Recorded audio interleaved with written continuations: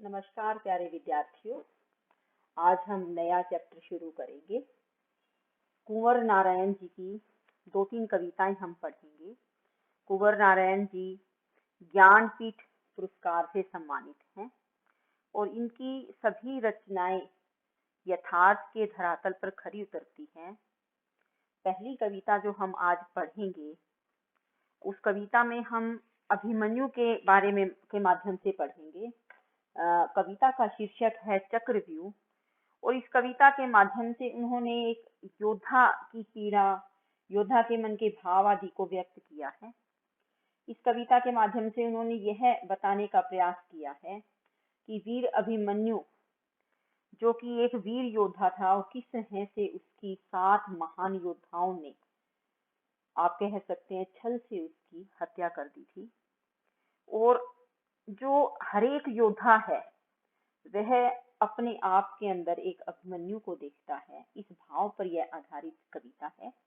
आइए शुरू करते हैं कि युद्ध की प्रतिध्वनि जगाकर जो हजारों बार दोहराई गई, रक्त की विरुदावली कुछ और रंग कर लोरियों के संग जो गाई गई।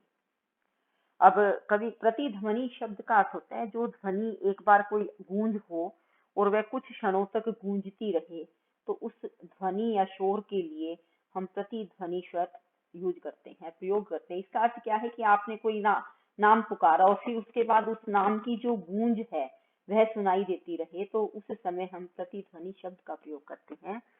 तो कवि जो युद्ध से लौटा हुआ कोई योद्धा है, उसे देखकर कवि के मन में एक बात आ जाती है कि योद्धा युद्ध की वह ध्वनि है, योद्धा के अंदर युद्ध की वह ध्वनि सुनाई देती है जो प्रतिध्वनि की तरह है, जो अपनी उत्पत्ति के बाद अर्थात उस ध्वनि के गूंजने के बाद वह कुछ क्षण तक गूंजती रही और हजारों बार इतिहास में दोहराई गई है।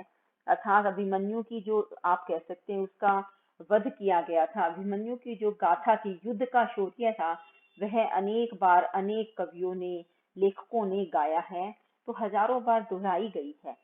रक्त की विरुदावली कुछ और रंग कर लोरियों के संग जो गाई गई। कहते कि जो उसकी विरुदावली का अर्थ क्या होता है, जो उसकी यश गाथा है वह रक्त से सनी हुई थी। यह योद्धा बहादुरों के खून की तरह उसकी यश गाथा थी, परंतु रक्तिम होने के बाद भी उसे कुछ और ही रंग में रंग कर लोरियों के साथ गाई गई है। और कवि कहता है कि कवि उस योद्धा से पूछता है कि तुम उसी युद्ध रत इतिहास की स्मृति जगाने वाले, उसी इतिहास की स्मृति जगाने वाले, उस युद्ध रत संसार से लौटने वाले योद्धा हो। हे योद्धा, तुम कौन हो? कृपया अपना परिचय दो। देखिए, एक योद्धा के अंदर कवि ने अभिमन्यु को देखा है, उसे लगता है कि जो उस युद्ध से वह आया है उसकी ध्वनि प्रतिध्वनि बनकर हजारों बार दोहराई गई है। उसकी जो रक्तिम वृद्धावली थी, यश गाथा थी, उसे कुछ और रंग में गाकर लोरियों के साथ गाया और सुनाया गया है। उसी इतिहास की स्मृति, उसी संसार में लौटे हुए वो योद्धा तुम कौन हो? कवि प्रश्न करता है। अब कवि के प्रश्न के उत्तर में जो वह योद्धा है जिसकी कवि ने कल्पना की है, वह क्या कहता है, आइए सुनते हैं कि मैं नवागत, नवागत का अर्थ नया आया हुआ, अजीत का अर्थ है जिसे कोई जीत न सके, अपराजित अभिमन्यु हूँ। योद्धा कवि के प्रश्न करने पर अपना उत्तर देते हुए कहता है कि मैं नया आया हुआ अपराजित अभिमन्यु हूँ, प्रारब्ध जिसका गर्भ ही से हो चुका निश्चित, कि अभिमन्यु हूँ और जिसका प्रारब्ध का था, जिसका भाग्य उसके जन्म से उसके गर्भ में ही निश्चित हो गया था। परिचित जिंदगी के व्यू में फेंका हुआ अनुमाद, बांधी पंक्तियों को तोड़। अब कवि क्या कहते हैं कि परिचित कहते हैं जिसे हम जानते पहचानते, ऐसी जिंदगी के चक्रव्यूह में फंसा हुआ एक नशा या पागलपन हूँ, बंधी बंधाई पंक्तियों को तोड़कर क्रमशः लक्ष्य तक बढ़ता हुआ जयनाद हूँ। अब जो योद्धा है वह कवि के प्रश्न का जवाब देते हुए कहता है कि मैं नया आया हुआ अपराजित अभिमन्यु हूँ, ऐसा व्यक्ति हूँ, ऐसा आप कह सकते हैं शख्स हूँ जिसका भाग्य जो है गर्भ में ही निश्चित हो गया था और जानी पहचानी जिंदगी के व्यू में फेंका हुआ एक पागलपन या नशा हूँ, बंधी हुई पंक्तियों को तोड़कर क्रमशः क्रम के अनुसार अपने लक्ष्य की ओर बढ़ते हुए जयनाद के समान हूँ। मेरे हाथ में एक टूटा हुआ पहिया है, अच्छा अर्थात हथियार के रूप में, अस्त्र शस्त्र के रूप में मेरे हाथ में और कुछ नहीं है, एक टूटा हुआ सा पहिया है, उसका अस्तित्व पिघलने वाली आग के समान है। योद्धा कहते हैं कि या फिर मैं पिघलने वाली आग की संध्या के समान हूँ, अर्थात जिसमें से संध्या है तो सूर्य जो है पिघलना शुरू होता है, शांत होता है, तो ऐसे ही जो उसका अस्तित्व है पिघलने वाली आग के समान है। योद्धा कहता है मेरे बदन अर्थात शरीर पर एक टूटा फूटा सा कवच है और मेरी सारी देह अर्थात शरीर क्षत विक्षत का है, मेरा पूरा शरीर जो है घायल है, मैं धरती खून में जो सनी लथपथ लाश के समान हूँ, अर्थात मिट्टी और धरती का है मिट्टी, यहाँ धरती का क्या है मिट्टी, और खून में सनी हुई लथपथ लाश के समान हूँ, और जिस पर गिद्ध सा मंडरा रहा आकाश, और जिसके ऊपर आकाश गिद्ध की भांति मंडरा रहा है, अर्थात वो कहते कि मैं मरने के समान हूँ, योद्धा हूँ और मेरे पास कुछ अस्त्र शस्त्र भी नहीं है। अब क्या कहते हैं कि मैं बलिदान इस संघर्ष में कटु व्यंग्य हूँ उस तर्क पर जो जिंदगी के नाम पर हारा गया, आहुत हर युद्धग्नि में वह जीव हूँ निष्पाप। क्या कहते हैं कि अपने परिचय देते हुए कहते हैं कि मैं युद्ध रूपी संघर्ष के अंदर दिया गया बलिदान और तर्क की कसौटी पर कसा गया व्यंग के समान। वो अपना परिचय देता है, अलग अलग उदाहरणों से कवि ने योद्धा के मुख से कहवाया है कि मेरी पहचान क्या है, कि मैं जो युद्ध का संघर्ष था उसमें दिया जाने वाला बलिदान हूँ, और क्या हूँ, और क्या कहता है कि मैं तर्क की कसौटी पर कसा गया कटु कड़वा व्यंग हूँ जो जिंदगी के नाम पर खुद ही हार गया हूँ, अर्थात प्रत्येक युद्ध में मुझे अग्नि में न्यौछावर कर देते। योद्धा है, उसका काम युद्ध पर बलिदान होना ही है, तो मैं ऐसा एक प्राणी हूँ जो युद्ध की अग्नि में झोंक दिया गया और मैं जिंदगी के नाम पर खुद हार गया। मैं एक निष्पाप जीव हूँ। क्या कहते हैं कि जिसने कभी कोई पाप नहीं किया, फिर भी उसको क्या हुआ उसके साथ कि पाप नहीं किया, फिर भी उसको पूज कर मारा गया, और वह शीश जिसका रक्त सदियों तक बहा, वह दर्द जिसको बेगुनाहों ने सहा।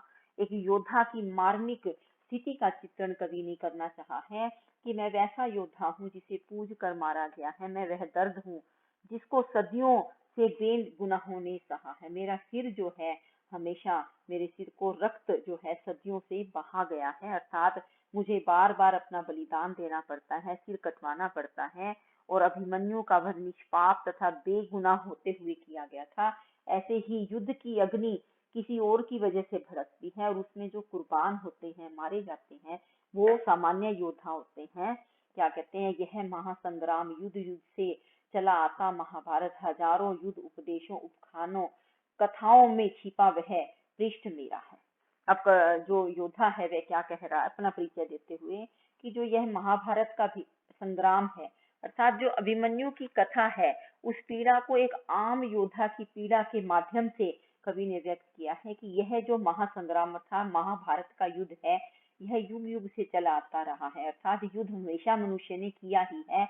और क्या कहते हैं, हजारों युद्ध उपदेश उपख्यान कथाएं आदि में छिपा यह मेरा पृष्ठ है।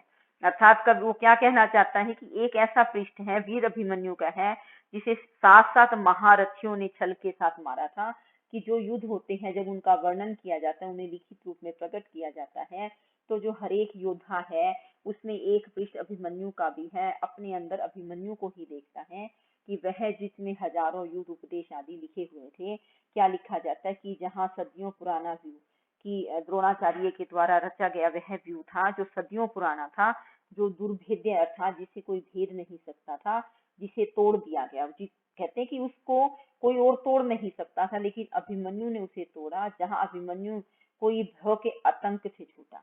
कि ऐसा कोई एक अभिमन्यु नाम का योद्धा था जो आचार्य द्रोण द्वारा रचे गए व्यू रचना को, जिसे कोई तोड़ नहीं सकता, जिसे दुर्भेद्य कहा जाता था, भय आदि से छूटकर आतंक से, अर्थात उसने अपने मन के अंदर से सारा भय छोड़ दिया था, ऐसा वो अभिमन्यु वहां जाकर उस युद्ध जो आप कह सकते हैं व्यू है उसे तोड़ने में कामयाब हो गया था।